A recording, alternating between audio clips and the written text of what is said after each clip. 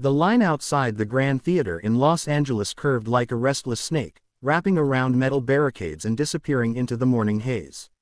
Contestants clutched guitars, violin cases, dance shoes, and dreams. Some hummed nervously, others rehearsed choreography in tight circles. In the middle of them stood a thin 13-year-old boy with warm brown skin and hopeful eyes, holding a second-hand microphone wrapped in tape as if it were made of gold. His name was Mateo Reyes.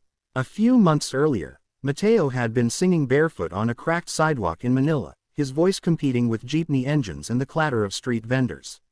Now he stood thousands of miles away, waiting for his chance to step onto the stage of America's Got Talent. He barely slept the night before his audition. Every time he closed his eyes, he saw bright lights and a sea of faces. He saw the judges' table. He saw one face in particular, sharp eyes, folded arms, impossible to impress. Simon Cowell. Mateo swallowed hard as he shifted his weight. His mother, Elena, stood beside him, holding a small rosary in her hands. She worked 2 jobs back home, cleaning offices by night and selling homemade rice cakes by day, to help pay for Mateo's passport and plane ticket after a video of him singing on the streets went viral. "You don't have to be afraid," she whispered in Tagalog. "Just sing the way you sing at home." At home. Home was a one-room apartment with peeling paint and a leaky roof that turned into a waterfall during monsoon season. Home was the smell of garlic and onions frying in a tiny pan. Home was laughter echoing over the hum of a broken electric fan. Home was also where Mateo had first discovered that music could make hunger feel smaller. He had been 8 years old when he found an old radio in a junk pile near the market. It barely worked, the antenna was bent, and it crackled like frying oil. But sometimes, if he held it just right, a station would come through. That was how he first heard the soaring voice of Whitney Houston and the power ballads of Celine Dion. He didn't understand every English word, but he understood feeling. He would mimic the notes, his thin voice stretching toward impossible heights. Neighbors started stopping to listen. A sorry store owner gave him free soda once. A jeepney driver tossed him a coin. Someone suggested he try singing for tips on the sidewalk near the busy LRT station. That first day, Mateo's knees trembled more than they would years later on a massive American stage. He sang softly at first, barely audible over traffic. People passed without looking, but then a little girl tugged her mother's sleeve and pointed at him. "Listen," she said. Mateo closed his eyes and let the music carry him. He imagined he wasn't surrounded by honking horns and exhaust fumes. He imagined a grand piano behind him. He imagined lights. By the end of the afternoon, he had earned enough coins to buy dinner for his family. From then on, the sidewalk became his stage. Back in Los Angeles, a production assistant called his number. Mateo's stomach flipped. "It's time." The backstage area buzzed with energy. Cameras rolled. Contestants whispered encouragement to one another. Mateo stepped onto a marked X on the floor and waited for the cue. The doors opened. The theater swallowed him whole. Bright lights flooded his vision. The audience stretched upward in waves of faces. He heard cheers, but they felt distant, like the ocean heard from underwater. At the judges' table sat 4 silhouettes he recognized from countless YouTube clips. He stepped forward. "Hi," said a familiar voice. It was Simon Cowell, leaning forward slightly. "What's your name?" "Mateo Reyes, sir." "And where are you from, Mateo?" "I'm from Manila, in the Philippines." The crowd erupted in cheers at the mention of his homeland. Mateo felt a spark of courage. "And how old are you?"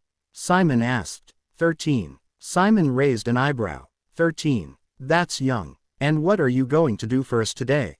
"I'm going to sing," Mateo said, gripping the microphone tighter.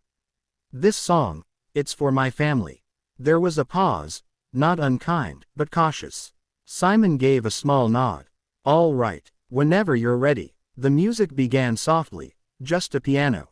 Mateo had chosen a song that spoke of struggle and hope, one he used to sing on rainy afternoons when the sidewalk was nearly empty and the sky felt heavy. His first note trembled. For a split second, fear threatened to close his throat. He thought of the judges' buzzers. He thought of flying home in silence. He thought of the money his mother had borrowed. Then he remembered the sidewalk. He remembered singing with trucks roaring beside him and strangers walking by without care. He remembered learning that even if no one listened, the song still mattered.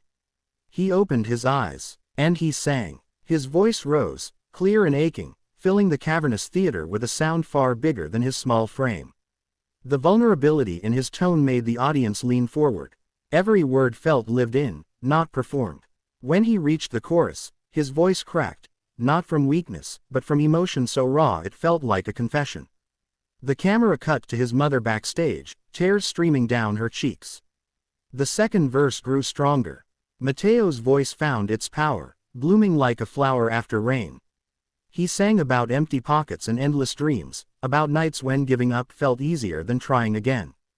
The theater grew quiet, not polite quiet, sacred quiet. At the judges' table, Simon's expression shifted. His arms were no longer folded. He leaned forward, eyes narrowed not in skepticism but in concentration. Mateo stepped into the final chorus, pouring every memory into the notes. The hunger, the laughter, the hope, the coins clinking into a plastic cup. His last note soared and lingered in the air like a promise.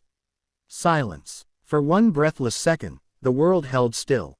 Then the audience exploded. A standing ovation rippled across the theater. People wiped their eyes openly. Mateo stood frozen, chest heaving, unsure whether to smile or cry. Simon did something he rarely did. He stood. The crowd roared louder. Mateo's eyes widened. When the applause finally softened, Simon picked up his microphone. Mateo, he began slowly, choosing his words with care. I've heard a lot of backstories on this stage. The audience chuckled softly. But sometimes, Simon continued, you can tell when someone is singing because they want fame, and when someone is singing because they need to. Mateo's throat tightened. You, Simon said, pointing gently toward him, sing because you need to. And that's what makes it real. The audience applauded again. You have this honesty in your voice, Simon added. It's not perfect, and I don't want it to be. The cracks, the emotion, that's what moved us. Another judge leaned in. You made this whole theater feel like your sidewalk in Manila, but in the best way possible. Mateo laughed through tears. Simon glanced at his fellow judges, then back at Mateo. I was skeptical when you walked out. I thought, another young singer. But you surprised me. He paused, letting the tension build. In fact, you stunned me. Gasps rippled through the audience. And I don't get stunned easily. Mateo covered his mouth, overwhelmed. Simon leaned back in his chair. You remind people why shows like this exist. To find voices that might otherwise never be heard. The other judges gave glowing comments. 3 yes votes came quickly. Simon was last. He looked at Mateo for a long moment. Mateo Reyes, he said, you are absolutely a yes. The theater erupted again. Mateo dropped to his knees, overcome. His mother rushed onto the stage, hugging him tightly. For a moment, the lights and cameras disappeared. It was just mother and son, holding each other in disbelief. Backstage, producers whispered about the performance. Clips of Mateo's audition spread across social media within hours. Headlines called him the boy who brought the sidewalk to the stage. But the journey was far from over. In the following weeks, Mateo prepared for the next round. Vocal coaches helped him refine his technique, but they all agreed on one thing: never lose the emotion. During rehearsals, Simon visited unexpectedly. You're doing well, Simon said, sitting casually in the theater seats. Mateo nodded nervously. But remember, Simon added, people connected with your story because it's true. Don't let the pressure turn you into someone else. Mateo thought about that long after Simon left. On the night of the live shows, he chose a different song, one about gratitude and resilience. He dedicated it to the vendors, drivers, and strangers who had once stopped to listen on a noisy Manila street. When he finished, the applause felt even louder than before. Week after week, Mateo advanced. In the semifinals, he sang an original song he had written on the plane to America. It was called Coins and Constellations. The lyrics spoke of small beginnings and endless skies. Simon called it fearless. By the time the finale arrived, Mateo no longer felt like the boy who trembled on a sidewalk. He felt like a bridge between two worlds, between struggle and opportunity, between Manila and Los Angeles. On finale night, he looked out at the massive audience and smiled. He wasn't afraid anymore. He sang with joy. When the results were announced, Mateo held his mother's hand so tightly their fingers turned white. The host read the names slowly. Third place. Second place. There was a pause that felt eternal. And the winner of this season of America's Got Talent is...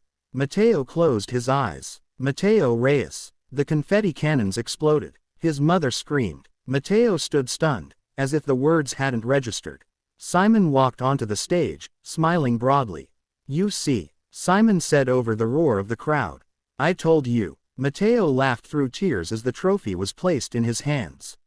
That night, as he stood under a shower of golden confetti, he thought about the cracked sidewalk in Manila. He thought about the bent radio antenna. He thought about coins clinking into a plastic cup. He realized something. The sidewalk had never been a small stage. It had been the beginning of a very big one. Months later, Mateo returned to Manila, not to sing for coins, but to hold a free concert in the very street where he once stood alone.